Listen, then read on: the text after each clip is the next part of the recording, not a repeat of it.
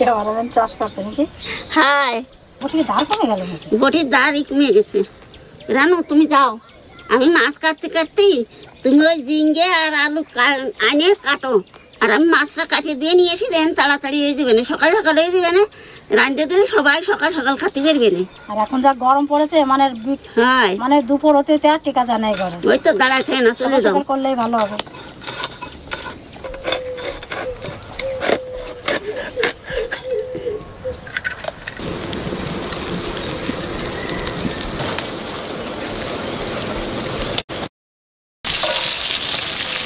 গাছে যা লঙ্কা হয়েছে এবার সব দিকে লঙ্কা হয়েছে, কিন্তু উপর দিকে উঠেছে লঙ্কা, আকাশি লঙ্কা নাকি এগুলো।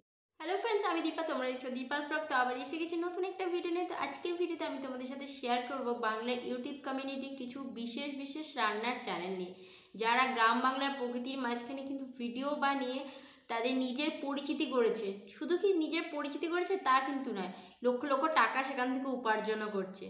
সেই রান্নার চ্যানেলগুলোতে যেমন পোলাও মাংসের মতো রাজকীয় রান্নার রেসিপি শেয়ার করা হয়, সেরকম কিন্তু মাছের ঝোল ভাত, বিভিন্ন রকমের পুরনো দিনের রান্না রেসিপি কিন্তু শেয়ার করা হয়। আর এই সাদামাটার রান্নাগুলো এত রাজকীয় দেখতে হয় যে বড় বড় হোটেলের কিন্তু শেফকেও এই রান্নাগুলো হার মানিয়ে দেবে। মানে শেফের এই রান্নার থেকে কোনো অংশে মনে হয় এই রান্নার স্বাদ কম হয় না। আর কথাতে আছে না, প্রথমে দেখনদারি পরে গুণ বিচারি। তো দেখতেই এত সুন্দর হয় যে মানুষের মনে হয় যে হ্যাঁ, এই রান্নাগুলো কতটা টেস্টি হবে, মানে দেখেই এত ভালো লাগে এই রান্নাগুলো।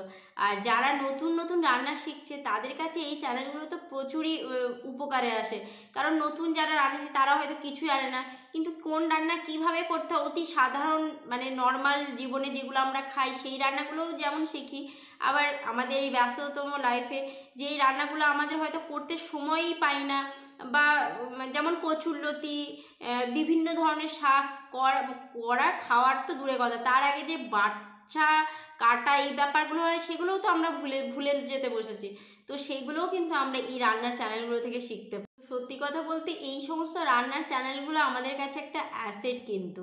তো চলো এখন দেখে নেওয়া যাক কোন কোন রান্নার চ্যানেলগুলো তাদের রান্নার ভিডিও দেখে নিজেদের পরিচিতি গড়ে তুলেছে। গ্রাম বাংলার চারদিকে সবুজের মাঝখানে ছোট্ট একটা ঘরের চালে রান্নাঘর বানিয়ে ভিডিও বানানো হচ্ছে, সেখান থেকে রান্নার রেসিপি শেয়ার করা হচ্ছে। এটা কিন্তু এখন মানে একটা ট্রেন্ড এসে গেছে। সব যেগুলো খুব বড় বড় গ্রামে দিকে রান্নার চ্যানেল আছে সমস্ত সবাই কিন্তু এইরকম ট্রেন্ডই তারা এখন ফলো করছে, কারণ এখনকার মানুষ প্রাকৃতিক পরিবেশে যে কোনো কিছু দেখতে কিন্তু ভালোবাসে। তো এই ছবিটা যদি আমাদের মনে আসে তাহলে আমাদের সব প্রথমেই যে ছবিটা আমাদের চোখে ভেসে ওঠে যে গ্রাম বাংলার একদম ছোট্ট রান্নাঘরে খড়ের চালে রান্নাঘরে রান্না হচ্ছে, সেটা হচ্ছে ভিল ফুডের কথা। তো ভিল ফুডের সবথেকে সর্বপ্রথম আমার মনে এইরকম চ্যানেল যারা এই সুন্দর সুন্দর করে রান্নার রেসিপি শেয়ার করে। তো সেখানে কিন্তু আছে শাশুড়ি বৌমার জুটি। এত সুন্দর মিষ্টি একটা জুটি সত্যি কথা বলতে এখনকার দিনে দেখাই যায় না। শাশুড়ি বৌমার মিষ্টি জুটি দেখতে কিন্তু সবাই ভীষণ ভালোবাসে, আর ঠাম্মির ওই সুন্দর সুন্দর কথা শুনতে কিন্তু সবার খুব ভালো লাগে। এতটা বয়সের পরও নিজেকে এখনও এত সাবলীলভাবে উনি কথা বলেন যে সত্যি শুনতে বেশ ভালো লাগে। তবে এখানে ঠাকুমার অনেকটা বয়স হয়েছে, তো সেই জন্য ঠাকুমা নিজে হাতে রান্না করতে পারে না। তবে বৌমার কিন্তু পুরো সঙ্গ দেয়, কোন রান্না কীভাবে হবে সেটা কিন্তু ঠাকুমাও এখনও অনেক অনেক বলে দেয়। তবে এই রান্নার চ্যানেলে ঠাকুমাই কিন্তু মধ্যমণি, মানে পুরো ভিডিও জুড়ে ঠাকুমাকে যদি না দেখা যায় পুরো ভিডিওটা কেমন যেন অসম্পূর্ণ লাগে। ঠাকুমার ওই সুন্দর সুন্দর কথা বলা বা ঠাকুমাকে দেখতেই কিন্তু অনেক অনেক ভিউয়ার্সরা ভালোবাসে। এই চ্যানেলে যেমন পোলাও মাংস সুন্দর সুন্দর রেসিপি শেয়ার করা হয়, তেমনি কিন্তু অতি সাধারণ খুব সুন্দর সুন্দর রেসিপিও কিন্তু শেয়ার করা হয়। ডিমি শাক, বিভিন্ন ধরনের শাক, কচু, কপি, এরকম সমস্ত কিন্তু রেসিপি শেয়ার করা হয়। আর এই চ্যানেলে দেখা যায় কখনো বৌমা তার শাশুড়িকে পরম স্নেহে আদরে খাওয়াচ্ছেন, বা এখানে আবার দেখা যায় যে ঠাকুমাও কিন্তু তার নাতিদের একদম পরম স্নেহে পাশে বসিয়ে খাওয়াচ্ছে। আর যে নাতিদের সঙ্গে যে মশকরা করে কথা, এই চ্যানেলে কিন্তু এটাও দেখতে পাওয়া যায়। তবে ঠাকুমা এই চ্যানেলে মধ্যমণি হলেও এখনও কিন্তু আরেকজনও মধ্যমণি এসে গেছে, সেটা হচ্ছে কেশববাবু। কেশববাবুর ওই ছোট ছোট হাত পায়ে দুষ্টুমি দেখতে কিন্তু সবার ভালো লাগে। আর এই চ্যানেলের সবথেকে যেটা বেশি ইউএসবি, এত সুন্দর প্রাকৃতিক পরিবেশে একদম টাটকা ফসল সব কিছু তুলছে, তারপরে সেগুলো রেসিপি দেখাচ্ছে, এগুলোই কিন্তু বেশি ভালো লাগে। এরপর কথা বলবো ট্র্যাডিশোয়াদকে নিয়ে। ট্র্যাডিশোয়াদও কিন্তু এমন সুন্দর একটা রান্নার চ্যানেল, এখানেও কিন্তু প্রাকৃতিক পরিবেশের মাঝখানে সুন্দর রান্নাঘর বানিয়ে, খড়ের চালের রান্নাঘর বানিয়ে এখানে রান্নার ভিডিওই প্রেজেন্ট করা হয়। তবে ট্র্যাডিশোয়াদ আর ভিলপুরের ব্যাপারটা একটু উল্টো। ট্র্যাডিশোয়াদে যেমন ঠাম্মা এখন কিছু রান্না করতে পারেন, ঠাম্মা শুধু বৌমাকে সঙ্গ দেন আর বৌমাকে হেল্প করেন বা কিছু কিছু রেসিপি বলে দেন, কিন্তু ট্র্যাডিশোয়াদের ঠাম্মি কিন্তু এখনও অনেক শক্ত আছে। ঠাম্মি কিন্তু এখানে রান্না করেন, বৌমা তাকে সঙ্গ দেয়।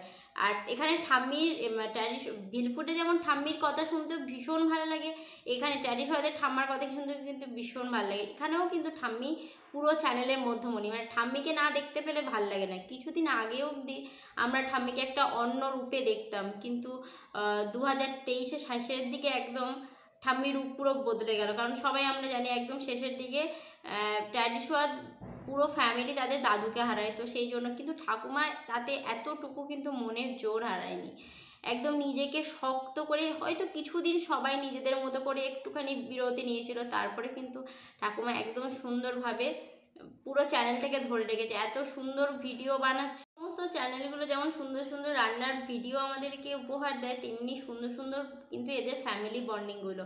সত্যি কথা বলতে এখন কিন্তু এরকম ফ্যামিলি বন্ডিং দেখা যায় না, কিন্তু এদের মতো কিছু মানুষ আছে বলে এদের এত সুন্দর ফ্যামিলি বন্ডিংটা আমরা দেখতে পাই না। এখনও অবধি সবাই একসঙ্গে যৌথভাবে আছে, এগুলো দেখতেও কিন্তু ভীষণ ভালো লাগে। তো এরপর কথা বলবো পপি কিচেন ব্লগকে নিয়ে। এও কিন্তু একটা পুরো গ্রাম বাংলার প্রকৃতির মাঝখানে সুন্দর রান্নাঘর বানিয়ে এরাও কিন্তু সুন্দর সুন্দর ইউনিক রেসিপি বা সুন্দর সোজা সাপটা রেসিপি কিন্তু আমাদের সাথে শেয়ার করে। তবে এই চ্যানেলের মধ্যমণি কিন্তু অন্য দুটো চ্যানেলে যেমন ঠাকুমা, এই চ্যানেলে কিন্তু দাদু। এখানে দাদুর ওই হ্যালো কেমন আছো ভালো, এই কথাগুলো শুনতেই কিন্তু মানুষ ভীষণ পছন্দ করে। তো পপি কিচেনে আমরা সবসময় দেখে এসেছি পপি কিন্তু তার রান্নাবান্না করে সুন্দর সুন্দর রেসিপি আমাদের সাথে শেয়ার করে, কিন্তু এই রিসেন্ট ও মা হতে চলেছে, তো সেই জন্য এতটা চাপ তো নেওয়া যাবে না। তো সেই জন্য এই দায়িত্বটা শাশুড়ি মা বা তাদের যে কাকিমা বা ননদের ওপর পড়েছে। তো তারা সবাই মিলে চেষ্টা করছে এই ভিডিওগুলো প্রেজেন্ট করতে। পপি কিচেন থেকে এখন কিন্তু সবাই মিলেই আমাদের সুন্দর সুন্দর ভিডিও উপহার দিচ্ছে। তো আমরা কিন্তু অপেক্ষায় আছি পপির পরিবারের নিউ সদস্য আসার জন্য। তো আমরা সবাই দেখবো যে কত সুন্দর হয়। আর নিশ্চয়ই পপি সব কিছু হয়ে যাওয়ার পর নিজে